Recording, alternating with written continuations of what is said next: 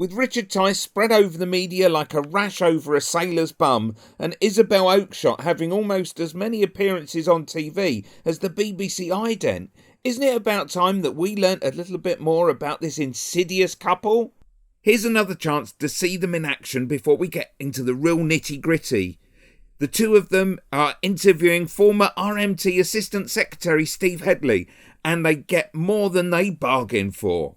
So, you want an inflation-linked pay increase. What about the productivity improvement as opposed to the old archaic Spanish working practices that exist across a large part of the railways? What archaic Spanish working practices? Well, for example, you have to sort of decide voluntary working on Sundays, for example. So do you not have voluntary working on Sundays? The property managers in Euston can't do some property management maintenance in St Pancras because it's too far to walk. These are the sort of archaic practices. They work for different companies. No, they don't work for different companies. They work for Network Rail. But they're in different regions. It's like you.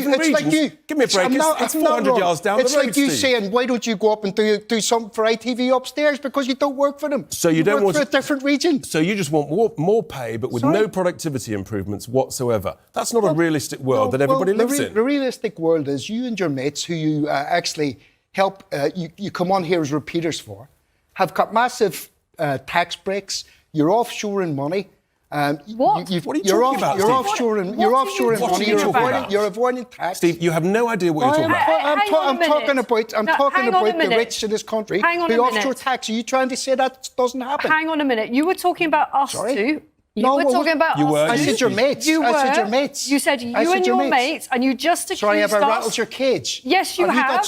Have you got something offshored as well? Absolutely nothing whatsoever. Nothing. Have you not? Nothing whatsoever. Although, frankly, I'd quite like to have it offshore. I bet you would. Yes, I would, because I don't think that my taxes are well used in this country, and I thoroughly object. Why don't you leave then? Why don't you leave? I thoroughly object. Why don't you leave? Why don't you stop libeling people?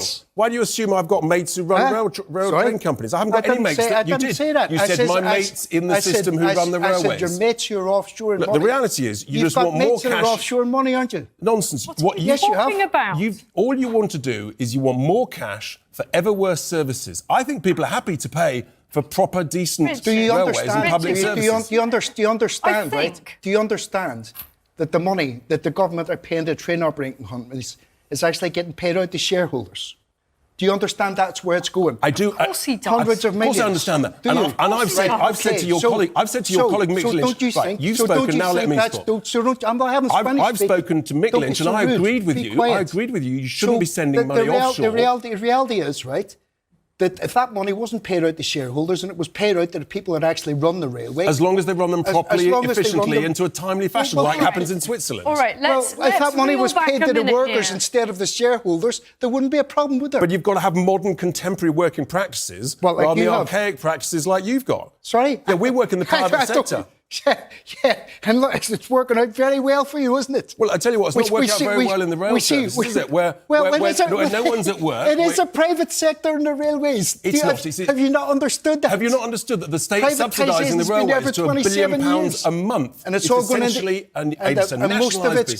most of it's going into the pocket of shareholders. I want to help you find a solution. Oh, you seem like it. I do, but you don't seem to want to talk about productivity, do you? You don't want to talk about some modern day practices that helps the industry. No one else in the UK has guaranteed... Let me know when I can speak. Well, I'm just asking you a question. You have said quite a lot, I would say. You've made all sorts of You've asked me on here to explain my position, but you're not giving me the chance. No, what you've actually done is Would you like me to speak? I'm not sure frankly, I'm not sure what's going to come out of your mouth, because we're in a similar situation. We're in a similar situation, aren't we? You sat there. What's going to come out of your mouth? I see that it's up there on the auto cue. You sat there and you're unfortunately not the auto cue. You sat there and accused me of being an advert for the Hitler Youth. How do you justify that? Well, because that is downright offensive. You're an absolute fascist, right? You're ridiculous. You're a parafascist. It's actually quite laughable. You sit here. Listen, honestly, this is actually a joke. It is actually a joke. If you think that you're like Borat and Ali G. You're an embarrassment for your industry. You're an embarrassment for unions. How